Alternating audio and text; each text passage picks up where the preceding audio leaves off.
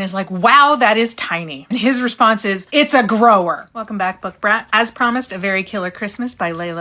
So this one I did not like as much. It follows Rowley and Prudence. Prudence is a shut-in. Rowley is a contract killer. He had just carried out a contract on somebody near Prudence's neighborhood, and he is running from the police because it turns out there was somebody else in the house, and he doesn't like to kill innocents, which, okay, killer with morals, yes, it's the anti-hero. So he's running from the police. He sees a house in the distance that is completely dark, so he breaks into the house, and it turns out Prudence is there. So he is completely in black, knowing that he's going to have to hide from the police. He takes her with him into the bathroom with her because he's got to shower and clean all this stuff up. As he is stripped down, sweet little virgin Prudence looks up at him and is like, wow, that is tiny. And his response is, it's a grower. Guys, we don't always believe you when you say I'm a grower, not a shower. But this is a fictional world, so it turns out he is in fact a grower. Not too long after this, the police come to the door, and she earns his eternal loyalty by covering for him, saying, well, this is my boyfriend. He's from out of town, and so he just got here and we were in bed. So the police are like, oh, okay, and they leave. This is where the book starts to lose me, because from here on out, it feels very teenager. When it got to the spicy scene, his spicy talk was just kind of meh. Not everybody's gonna be a master at whispering the right kind of sweet nothings into somebody's ear or the right kind of dirty talk. Yes, I get that. I do love, though, that Prudy is a bit of a murderina. When he's like, sure, you can ask me whatever it is you want, she's like, did you wet your bed a lot? Because of all of the true crime podcasts and studies and show that like serial killers were bedwetters or had a traumatic brain injury in their youth. And I actually found that to be really hilarious, that she calls him out on his lack of size and she asks if he wets the bed. By the middle of this short book, Rowley is already like, I'm gonna marry this woman and I'm gonna pump her full of a bunch of my babies. Sir, it's a good thing you're fictional. It's a good thing this is a fictional world because it's going to work out for you. But this is a huge red flag. To his credit, though, he is very gentle and patient with her because it is her first time, and he checks in with her a lot and talks her through it with his mediocre dirty talk.